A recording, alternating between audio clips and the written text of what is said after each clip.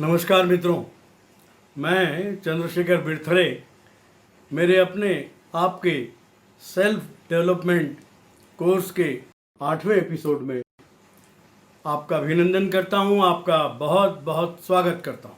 हमारे इस कोर्स के आप अभी तक 7 एपिसोड सुन चुके हैं, देख चुके हैं, जिनके अंतर्गत हमने चिंता, आर्थिक चिंता, जीवन में उतार चढ़ाव, व्यापार व्यवसाय में नुकसान होने के बाद चिंता, अपने परिजनों की मृत्यु होने पर अपार दुख और उसके बाद चिंताग्रस्त होना, उन सब चिंताओं के समाधान की प्रक्रियाओं के बारे में हमने बात की। आज हम इसी विषय में चिंता को हराने के लिए, चिंता से जीतने के लिए एक नई तकनीक की चर्चा करेंगे कि चिंताओं को कैसे स्टॉप लॉस लगाकर निपटा जाए, चिंताओं से कैसे स्टॉप लॉस लगाकर निपटा जाए। अब आप मुझसे पूछेंगे कि स्टॉप लॉस क्या चीज़ होती है, ये क्या होता है, तो इसे मैं आपको समझाने की कोशिश करता हूँ। एक उदाहरण है कि एक महाशय जो बहुत दूर दराज के गाँव में रहते थे और स्वयं को शेयर बाज़ार का अच्छा विशेषज्ञ मानते थे, तो उन्होंने क्या किया कि अपने कुछ मित्रों से रकम इकट्ठी की। मान लो थोड़ी देर के लिए 1 लाख रुपए इकट्ठा किया और वो एक बड़े शहर में शेयर बाज़ार का काम करने के लिए गए। अब उन्होंने जो शेयर बाज़ार में काम किया, शेयर खरीदे बेचे, तो वो उसका उन्होंने कोई ज्ञान तो था नहीं। किसी ने कहा उनको कि भाई ये अच्छा शेयर है, इसको ख़रीद लो, किसी ने कहा भैया इसको बेच दो, तो वो दूसरों की सलाह पे काम करते रहे। और हुआ क्या कि धीरे धीरे जो 1 लाख रुपए की रकम थी वो शेयर मार्केट में डूब गई। वो बहुत शर्मिंदा हुए, उन्हें लगा कि यार ये मैंने क्या किया, अगर मेरा पैसा होता तो मैं सहन करता, लेकिन मैंने मेरे दोस्तों के पैसे को शेयर मार्केट में डुबा दिया। वो उन्हें बहुत पश्चाताप हुआ। लेकिन उनके जो भी मित्र थे वो बहुत धनाढ्य लोग थे, अमीर लोग थे। उन्होंने कहा कि भाई ठीक है, शेयर बाज़ार में नुकसान हो गया तो कोई बात नहीं, चलता है। फिर उस व्यक्ति ने शेयर मार्केट के एक विशेषज्ञ से संपर्क किया, उस विशेषज्ञ से परिचय बढ़ाया और परिचय बढ़ाने के बाद उनसे सीखने की कोशिश की कि शेयर मार्केट के व्यवसाय को किस तरह किया जाए। फिर जो विशेषज्ञ थे उन्होंने उन्हें शेयर मार्केट में स्टॉप लॉस का सिद्धांत अपनाने की सलाह दी और स्टॉप लॉस का सिद्धांत अपनाकर इस व्यक्ति ने मुनाफा कमाया, बहुत मुनाफा कमाया। तो जो विशेषज्ञ महोदय थे उनका एक अलग तरीका था। शेयर बाज़ार में उनकी बहुत अच्छी स्टडी भी थी और वो स्टॉप लॉस का नियम सिद्धांत का पालन करते थे। मान लो उनका ये मानना था कि कोई, मान लो उदाहरण के लिए कोई शेयर उन्होंने 300 रुपये में ख़रीदा, तो वो अपने दलाल को या एजेंट को स्टॉप लॉस की धनराशि बता देते थे कि भैया 295 पे जैसे ही भाव आए शेयर का उसे लिक्विडेट कर देना, बेच देना। तो अल्टीमेटली क्या उनको नुकसान की कितनी संभावना रहती थी? 5 रुपये या 5 पॉइंट के नुकसान की संभावना रहती थी।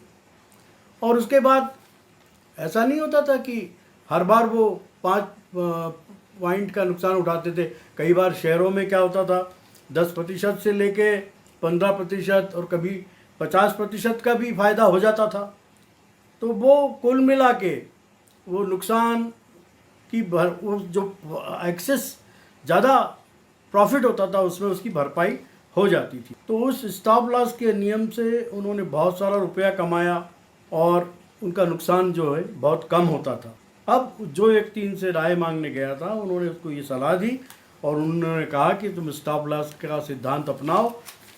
तो धीरे धीरे इस व्यक्ति ने समझा उस चीज़ को और स्टॉप लॉस का सिद्धांत अपनाया। शेयर मार्केट में उसने आने वाले बहुत समय में मतलब बहुत पैसा कमाया और चूँकि उसका परसेंटेज ऑफ प्रॉफिटेबिलिटी बहुत ज़्यादा थी और लॉस की संभावनाएं बहुत कम थी। ये स्टॉप लॉस का नियम या सिद्धांत हम मान सकते हैं। और इस स्टॉप लॉस के सिद्धांत को न सिर्फ शेयर बाज़ार में बल्कि जीवन में आने वाली हर परेशानी में हम इसका इस्तेमाल कर सकते हैं और जीवन की परेशानी या द्वेष के मामले में स्टॉप लॉस का सिद्धांत अपना सकते हैं। उस व्यक्ति ने ऐसा ही किया। एक दोस्त था उसका, उस व्यक्ति का, वो जब भी लंच पे जाते थे तो लंच पे जाने में उसका जो मित्र था जो आता था वो हर बार अक्सर आधे घंटे की देरी से आता था। ये बेचारा जब इंतज़ार करता तो परेशान होता, गुस्से में उबलता रहता कि यार ये आधे घंटे बाद भी आएगा कि नहीं आएगा। तो इसने उस दोस्त से कहा, भैया देखो, मैं ज़्यादा से ज़्यादा तुम्हारा इंतज़ार 10 मिनट तक करूँगा और अगर तुम नहीं आए तो तुम तुम्हारे रास्ते, मैं अपने रास्ते। तो उसने क्या किया कि आधे घंटे के क्रोध से, इंतज़ार से मुक्त करने के लिए एक स्टॉप लॉस पॉइंट बनाया कि 10 मिनट इंतज़ार करना, बाकी नहीं करना।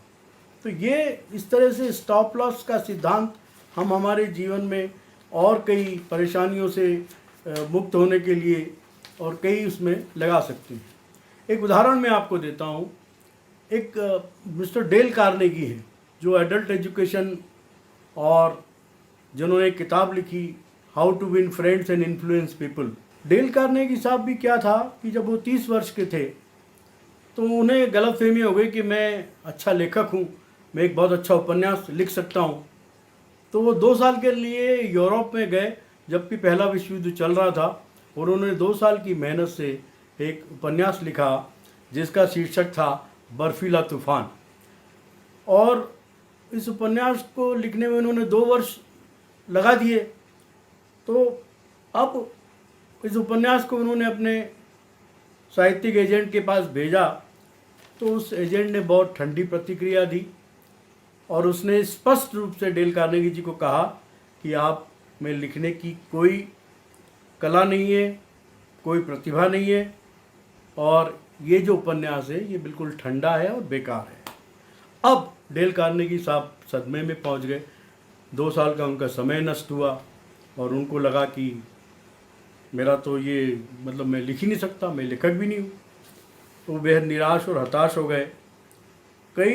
बहुत सप्ताह सदमे में रहे। फिर उन्होंने कहीं किसी से चिंताओं पर स्टॉप लॉस लगा दो ऐसा सुना तो उन्होंने फिर ये तय किया कि मैं अपना समय इस चीज़ को दुख मनाने में और इसमें क्यों व्यतीत कर रहा हूँ, व्यर्थ व्यतीत कर रहा हूँ। मुझे अपने पुराने व्यवसाय में जहाँ वे वयस्क शिक्षा देते थे और भी व्यक्तित्व विकास की कक्षाएं लेते थे, वो पुराने काम को अपनाना चाहिए। और उन्होंने तत्काल अपनी परिस्थितियों पर स्टॉप लॉस लगाया और स्टॉप लॉस के नियम का पालन करते हुए त्वरित निर्णय लेके उन्होंने अपना रास्ता बदला। हालांकि उनके जीवन के 2 साल चले गए।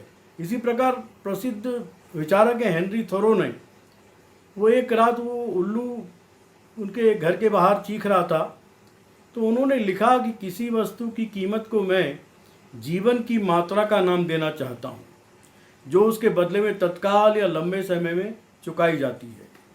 कहने का तात्पर्य यह है कि हम जीवन के संदर्भ में वस्तु की कीमत ज़रूरत से ज़्यादा चुकाते हैं तो हम मूर्ख होते हैं। कोई चीज़ की कीमत 100 रुपये है और हम बेवकूफ़ीवश 200 रुपये उसका दाम चुकाएं तो हमसे ज़्यादा बेवकूफ़ कोई नहीं हो सकता। इसी प्रकार अमेरिका में 2 संगीतकार थे। उन्होंने बहुत अच्छी धुनें दी, बहुत अच्छे गाने लोगों को मनोरंजन के लिए दिए, बहुत अच्छी कर्णप्रिय धुनें बनाते थे वो। और फिर क्या हुआ कि उन्होंने बहुत पैसा कमा लिया तो उन्होंने अपनी मेहनत की आय से एक बहुत बड़ा ऑपेरा हाउस बनाया। उस ऑपेरा हाउस में जो 2 संगीतकार थे उसमें जो एक व्यक्ति था उसने उस ऑपेरा हाउस के लिए कालीन का ऑर्डर दे दिया और उस कालीन का ऑर्डर देने के बाद वो कालीन बिछाया गया। जब उसका बिल मिला तो दूसरा जो पार्टनर था उसके हिसाब से उसको लगा कि ये कालीन तो बहुत महंगा खरीद लिया गया है। उसको बड़ा वो हुआ कि यार ये ऐसा इतना महंगा कालीन इसलिए क्यों खरीदा, कि ज़रूरत नहीं थी इतना महंगा कालीन की। फिर दोनों में उसी बात को लेकर मनमुटाव हुआ। मनमुटाव होने के बाद मुकदमेबाजी चली और फिर उम्र भर के लिए वो अपने दुश्मन बन गए एक दूसरे के। परंतु उन्हें अगर झगड़े पे स्टॉप लॉस लगा दिया होता और अपने मनमुटाव को दूर कर लिया होता तो वो ज़िंदगी भर उन्हें अलग अलग नहीं रहना पड़ता। इसी तरह एक कहानी है, पति पत्नी जिनकी उम्र करीब, वास्तविक कहानी है, करीब 70-75 वर्ष की थी। पति पत्नी थे, अपनी एक प्रॉपर्टी थी, उसको गिरवी रखा था उन्होंने और वहाँ पे रहते थे। बड़ी मुश्किल से गुजर बसर होता था, पैसे की तंगी बनी रहती थी। पत्नी भी, पर उसमें क्या हुआ कि पत्नी को लगा कि मेरे मकान के जो पर्दे हैं वो बहुत पुराने हो गए हैं, कुछ सजावट का सामान लेना चाहिए। तो वो क्या, शहर गई और वहाँ पे शहर में एक दुकानदार से उसने कुछ उधार सामान लिया, पर्दे लिए और भी सजावट का सामान लिया। अब ये बात जब पति को पता लगी तो उसने कहा कि भाई हम तो पहली परेशानियों से गुजर रहे हैं, ये पैसा कहाँ से देंगे। तो वो गया और उस दुकानदार को बोल के आया कि आइंदा मेरी पत्नी को कोई भी उधार माल मत देना। तो जब ये बात उसकी पत्नी को पता लगी तो उसने तो आसमान सर पे उठा लिया। उसने तो बोला कि तुमने मेरा अपमान कर दिया, तुमने तो मुझे परेशान कर दिया, मेरे मार्केट क्या वैल्यू रहेगी अब। तो वो सारा अपमान करके और उसने पति को बहुत खरी खोटी सुनाई और सुनाती रही। इस घटना को करीब 50 साल बीत गए। 50 साल के बाद जब एक लेखक व्यक्ति उससे मिला, उसकी पत्नी से, तो उसकी पत्नी ने वही रोना शुरू कर दिया कि कैसे उसके पति ने उसको अपमानित किया था।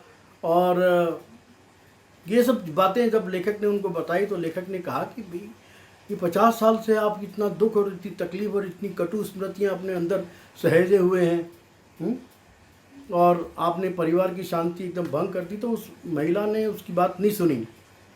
उसने कहना चाहा कि अगर आप स्टॉप लॉस लगा देते और एक दूसरे से बात कर लेते, और मनमुटाव दूर कर देते, तो तुम्हारा आपकी ज़िंदगी के जो 50 साल हैं वो इस तरह बर्बाद नहीं होते। तो ये जो चीज़ें हैं, ये बड़ी चीज़ें ऐसी हैं जो हम समय पे अगर चेत जाएं और एक दूसरे को माफ़ कर सकें, तो ये बात जो है, स्टॉप लॉस का जो सिद्धांत अपना सकें तो बहुत अच्छा रहता है। एक और आखिरी उदाहरण देके मैं अपनी बात ख़त्म करूँगा। बेंजामिन फ्रैंकलिन जो एक बड़े आविष्कारक थे, बचपन में वो एक खिलौने की दुकान पे गए और वहाँ उनको एक सीटी विसल बहुत पसंद आई। वो विसल उनके पास उस समय जितने भी जेब में कॉपर कॉइन थे वो सारे कॉपर कॉइन दुकानदार को दे दिए बिना मोल भाव किए, और वो विसल खरीद के ले आए और दिन भर वो विसल घर पे बजाते रहे। पर जब उनके भाई बहनों को पता चला कि उन्होंने विसल की जो कीमत दी है वो इतनी ज़्यादा है, तो वो सब उन्होंने उनकी हंसी उड़ाई। उन्होंने कहा यार कितना बेवकूफ़ आदमी है तू, है, ये जो विसल मान लो 10 पेंस की है, 20 पेंस की है, और तू उसके लिए इतना सारा रुपया, इतने सारे 1 पाउंड तक दे आया, तेरे जैसा बेवकूफ़ तो है नहीं। तो वो उसके बाद उन्हें बेंजामिन फ्रैंकलिन जी को बहुत दुख हुआ। तो हमारे अधिकांश दुखों का जो कारण है वो ये है कि हम तुच्छ छोटी छोटी बातों को दिल पर ले लेते हैं और उसकी बहुत ज़्यादा कीमत अपने आप को दुखी करके मन को, शरीर को पीड़ा देकर चुकाते हैं। तो दोस्तों, आज हम हमारी बात यहीं ख़त्म करते हैं। आशा है आप स्टॉप लॉस सिद्धांत को समझ गए होंगे। जीवन में चिंताओं, परेशानियों से छुटकारा पाने के लिए इसका प्रयोग अवश्य करेंगे। धन्यवाद। मिलेंगे अगले एपिसोड में और एक नए विषय के साथ। अगर आपने हमारा जो चैनल है चंद्रशेखर बिरथरे के यूट्यूब जो चैनल है उसको अगर आपने अभी तक सब्सक्राइब नहीं किया है, लाइक नहीं किया है, तो कृपा करके सब्सक्राइब करें, लाइक करें। और आपको बहुत बहुत धन्यवाद। और मैं अब यहाँ विदा लेता हूँ आपसे। अगले एपिसोड में सेल्फ डेवलपमेंट प्रोग्राम के अगले एपिसोड में आपसे फिर मुलाकात करूँगा। बहुत बहुत धन्यवाद।